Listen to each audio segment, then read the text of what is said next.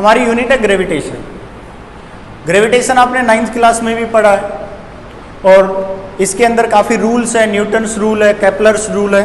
तो सबसे पहले आज मैं केपलर्स रूल के बारे में बता देता हूँ। ग्रेविटेशन के अंदर केपलर्स ने क्या क्या रूल दिए थे। बेटा जब हम केपलर्स की बात करते हैं, केपलर्स लॉ, इसने अपने 3 रूल दिए थे। First law, second law, third law. First rule का नाम था ऑर्बिटल रूल या ऑर्बिट लॉ। फर्स्ट लॉ का नाम क्या था बेटा? Orbit law. इस रूल के अकॉर्डिंग ये कहा गया था, each planet revolves around a fix orbit around the sun. Each planet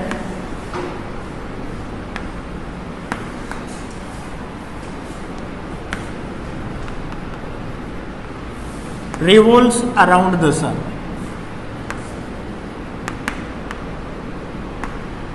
In an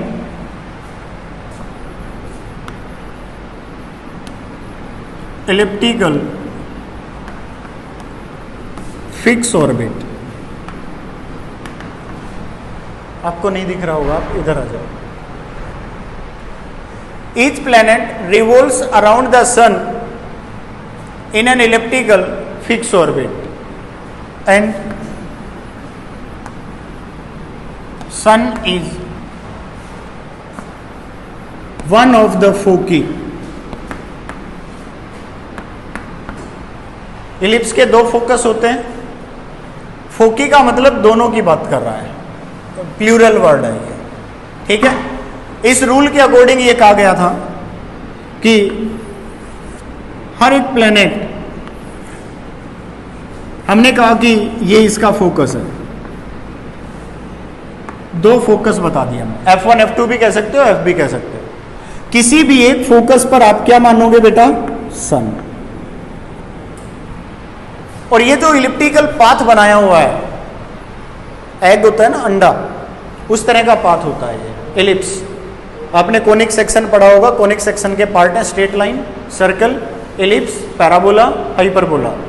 ये सारे के सारे किसके पार्ट हैं? कोन। कोन देखो, आइसक्रीम खाते हो कोन, वो वाला, ठीक है, उसी के ही पार्ट हैं ये। बहुत अच्छे से पढ़ना, उसको समझ के पढ़ोगे तो बहुत मजा आएगा, इंटरेस्ट आएगा उसमें, बहुत अच्छा पार्ट है। तो देखिए ध्यान से, मैंने ये कहा कि सन जो होता है वो किसी भी इलिप्स के एक फोकस पर होता है।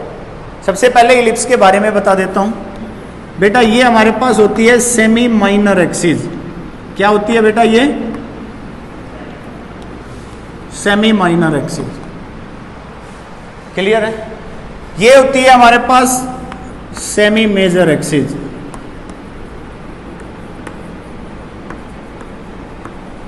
आप देखोगे ये पोल होता है, यहां से जो यहां तक की डिस्टेंस है ये माइनर एक्सिस है, छोटी होती है। यहां से यहां तक की जो डिस्टेंस है, मेरी बात समझ गए होंगे। हम इस पॉइंट को ए और इस पॉइंट को बी पॉइंट लिख देते हैं। ये सन है, एस से लिख देना। और प्लैनेट्स जो हैं वो इलिप्टिकल पाथ में रिवॉल्व करते हैं। जैसे कि यहाँ ये अर्थ की बात कर लो, या किसी भी प्लैनेट पी की बात कर लेते हैं। पी लिख देना, पी का मतलब प्लैनेट है। प्लैनेट इस पाथ में रिवॉल्व कर रहा है और हमेशा इसी पाथ में रिवॉल्व करेगा। एक थ्योरी आई थी पहले, हम जब प्लैनेट्स की बात करते थे तो प्लूटो को प्लैनेट्स की लिस्ट में शामिल किया हुआ था, पता होगा ना। बाद में प्लूटो को प्लैनेट की लिस्ट से बाहर निकाल दिया। क्यों? क्योंकि उसका अपना कोई फिक्स ऑर्बिट ही नहीं था, वो किसी एक फिक्स ऑर्बिट में नहीं घूमता था। उस पर जो फोर्स था वो इतना कम हो गया था कि वो किसी दूसरे के ऑर्बिट में घुस जाता था। उसका अपना कोई फिक्स पाथ ही नहीं था, इसलिए उसको वहाँ से बाहर निकाल दिया। प्लैनेट्स के जो रूल्स थे उनको फॉलो नहीं कर रहा था। समझ आ गया? तो यहाँ ये कहता है कि ईच प्लैनेट, सभी के अपने अपने ये ऑर्बिट है। जैसे अर्थ का अपना ऑर्बिट है, कोई और प्लैनेट है तो उसका अपना ऑर्बिट है।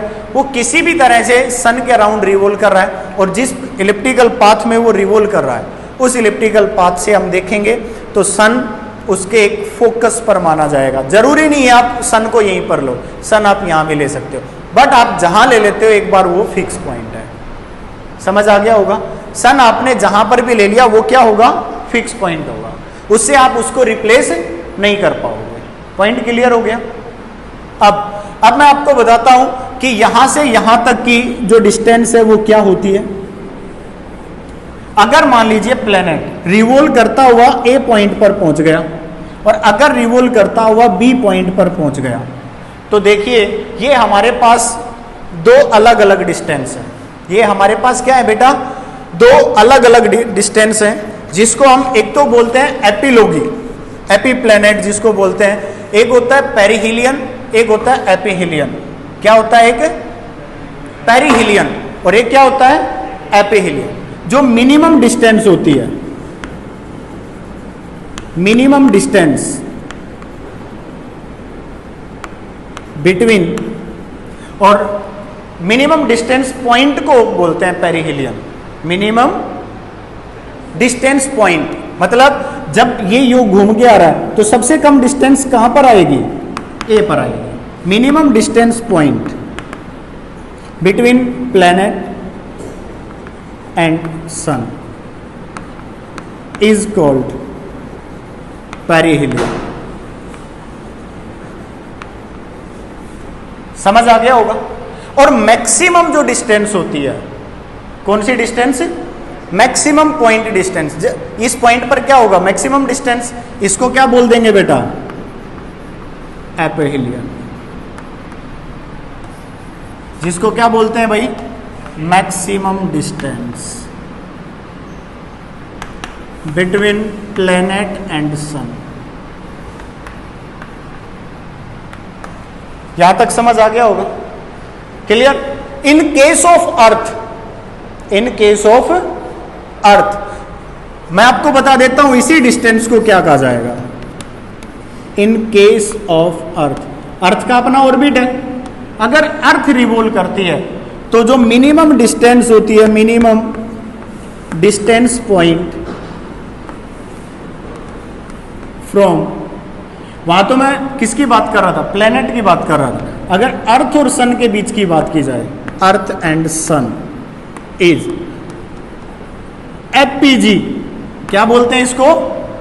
एपीजी या एपीजीओ भी कह सकते हो, एपीजी भी बोल सकते हो। समझ आ गया? पॉइंट क्लियर है? और अगर मैक्सिमम डिस्टेंस पॉइंट की बात की जाए तो उसको क्या कहेंगे? सॉरी, मिनिमम डिस्टेंस को बोलेंगे पेरिजी। क्या बोलेंगे बेटा? पेरिहिलियन था ना, या तो पेरिजी। जियो का मतलब क्या होता है? अर्थ। जियो वर्ड जहां पर भी आ जाए उसका मतलब क्या समझोगे बेटा? अर्थ। पेरी का मतलब मिनिमम डिस्टेंस। इसी तरह एपी का मतलब होता है लार्ज डिस्टेंस। क्लियर है? तो अर्थ और उसके बीच में कहा जाएगा तो उसको क्या बोला जाएगा? एपी। एपोजी, एपोजियो बोलते हैं। एपी नहीं, एपो, एपोजियो। समझ आ गया होगा? तो ये एक इंपॉर्टेंट पॉइंट था। यहां पर हमने केपलर्स फर्स्ट लॉ में छोटे छोटे पॉइंट पढ़े हैं। Each planets revolves around the sun in an elliptical fix orbit. मतलब पाथ होगा, इलिप्टिकल होगा, और वो कैसा होना चाहिए? फिक्स होना चाहिए। ये इंपॉर्टेंट पॉइंट है। इलिप्टिकल पाथ लिख देते हैं, फिक्स नहीं लिखते। मैंने आपसे बताया था यूं तो प्लेनेट, ये जो प्लूटो है वो भी इलिप्टिकल पाथ में रिवॉल्व कर रहा था, पर उसका अपना ऑर्बिट फिक्स नहीं था, किसी दूसरे के ऑर्बिट में घुस जाता था वो। समझ गए? तो इलिप्टिकल भी होना चाहिए ऑर्बिट, और फिक्स भी होना चाहिए। समझ आ गया? और सन को कहां माना जाएगा? उसकी एक फोकस पर माना जाएगा। मेरी बात समझ गए? इसके अंदर जो पॉइंट्स थे, सेमी मेजर एक्सिस और सेमी माइनर एक्सिस। सेमी का मतलब होता है यहां सेंटर से यहां तक की जो डिस्टेंस है वो सेमी मेजर एक्सिस है। सेंटर से यहां तक की जो डिस्टेंस है वो क्या है? Semi minor axis. सेमी का मतलब होता है आधा। समझ आ गया? ये कंप्लीट है, इसका आधा ये है। मेरी बात समझ गए? ये है मेजर एक्सिस, ये क्या है? Minor axis. पॉइंट क्लियर है? उसके बाद मैंने क्या बताया कि सन से जो मिनिमम डिस्टेंस होती है प्लेनेट की, उसको क्या बोला जाता है बेटा? Aphelion, sorry perihelion. क्या बोलते हैं? और मैक्सिमम डिस्टेंस होती है उसको क्या बोलते हैं? एपिहिलियन। समझ आ गया? इसी तरह अर्थ और सन के बीच की डिस्टेंस को क्या बोला जाता है? मिनिमम डिस्टेंस को पेरिजी, पेरिजियो। समझ आ गया? और मैक्सिमम को क्या बोला जाता है? समझ आ गया? ये याद हो जाएगा आपको। चलो ठीक है। ये इसका पहला रूल था, इसमें कोई भी मैथमेटिकल कैलकुलेशन कुछ भी नहीं है, समझ गए। सेकंड पढ़ते हैं, केपलर सेकंड रूल।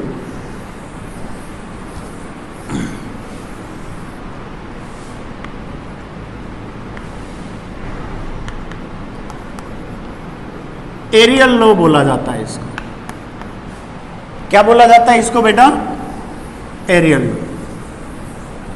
इसमें एरियल वेलोसिटी की बात की जाती है।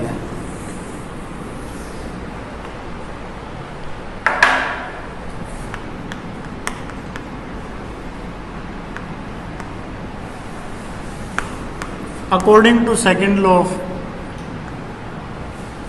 Kepler second law, areal velocity of a planet is always constant. क्या बोल रहा हूं मैं? Areal velocity of any planet is always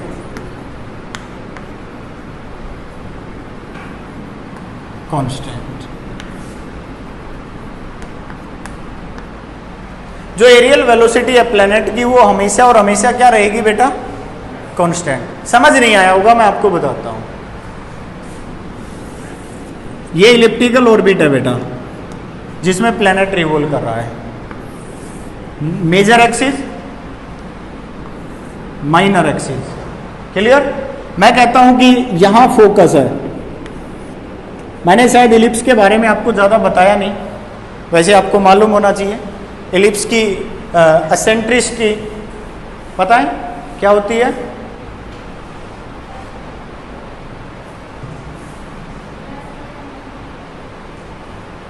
is less than 1 और ग्रेटर देन 1?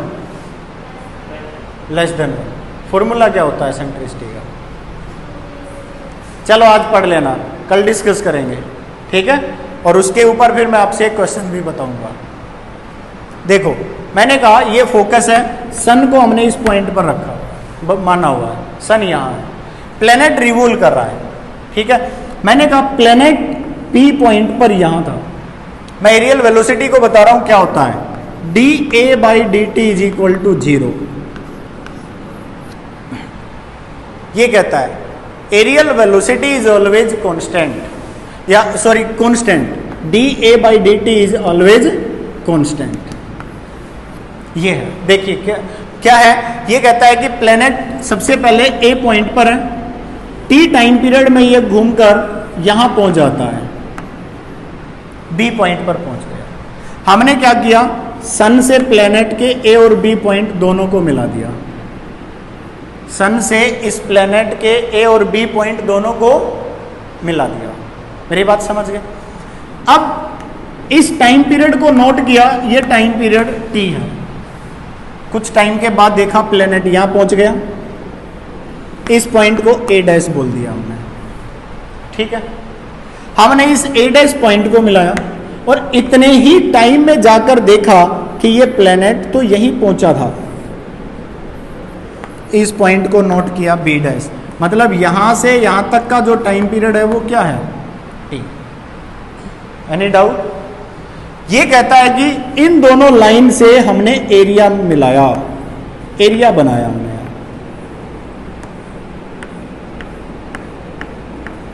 क्लियर? इन दोनों लाइन से भी हमने एरिया बनाया।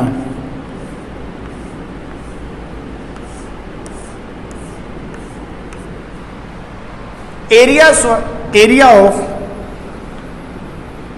S A B is equal to area of S A dash B dash, that is area swap by planet to the सन।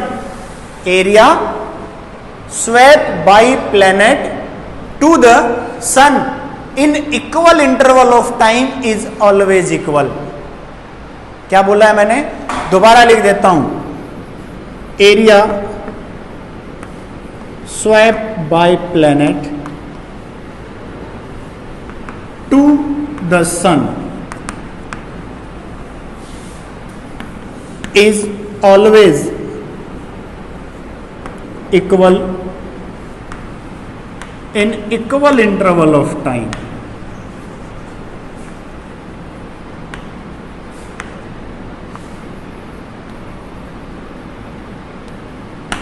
समझ आया क्या कह रहा हूं? Area swap by planet to the sun, planet और सन की line मिला लीजिए, समझ आ गया?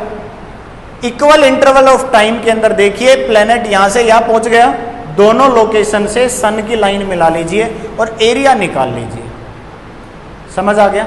That area swap by planet to the sun is always equal in equal interval of time. मान लीजिए आपने क्या कहा कि हम अर्थ की बात कर रहे हैं, अर्थ से हम सन का पॉइंट ले लेते हैं, एक लाइन मैच करें। अब अर्थ रोटेट करके यहां पहुंच गई, हमने देखा यहां से यहां तक पहुंचने का टाइम पीरियड है 30 डेज। कितना है? एरिया निकाल दिया। अब हम क्या करते हैं, चलो मान लीजिए अभी सर्दियां आ गई, फिर गर्मियों में हम ऐसा करते हैं, जून के महीने में एक पॉइंट नोट करते हैं कि अब यहां इस लोकेशन पर है। हम देखते हैं, मान लीजिए सर्दियों में देखा जाता है तो सर्दियों में कहां है? पास होती है, और गर्मियों में दूर। अब सोच रहे उल्टा बोल, सही बोल रहा हूं मैं। सर्दियों में क्या होता है कि हमारे ऊपर जो सन रेज है वो टेंजेंट आती हैं, गर्मियों में परपेंडिकुलर आती हैं। मेरी बात समझ गए? मेरी बात समझ रहे हो? नींद तो नहीं आ रही है? पक्का? चलो देखिए, जैसे कि ये अर्थ है, ठीक है, हमारी लोकेशन यहाँ है, सन एकदम यूं होगा तो हमारे ऊपर डायरेक्ट रेज आएंगी, गर्मी लगेगी। अगर सन यूं होगा तो तिरछी आएंगी ना, तो हमें गर्मी नहीं लगेगी। तो सर्दियों में यूं होती है बट पास है, गर्मियों में यूं होती है बट दूर है, बट डायरेक्ट आ रही है, सीधी आ रही है तो गर्मी होती है। अगर सर्दियों में यूं आ जाए तो बहुत ज्यादा टेम्परेचर बढ़ जाएगा फिर तो। मेरी बात समझ गए? हाँ, तो देखिए मैंने कहा ये सर्दियों के 1 महीने की बात है, ये गर्मियों के 1 महीने की बात है। हम क्या देख रहे हैं? हम देख रहे हैं कि यहां तो ज्यादा डिस्टेंस ट्रेवल कर दी और यहां कम। इसका मतलब है, मैं बताना चाहता हूं, प्लेनेट सन से जितना दूर जाएगा स्पीड उतनी ही कम हो जाएगी, जितना पास आएगा स्पीड उतनी ही। स्टेटमेंट पढ़िए, क्या लिखी है मैंने, क्या लिखा है? Areal velocity. इसका मतलब क्या लिखा था? Area swap by planet to the sun is always equal in equal interval of time. Formula लिखा है dA/dt इज ऑलवेज कांस्टेंट। समझ आ गया? किसी को कोई डाउट है? कोई डाउट नहीं है? चलो इससे आगे का हम इसका प्रूफ करवाएंगे, कल अगली क्लास में करा देंगे।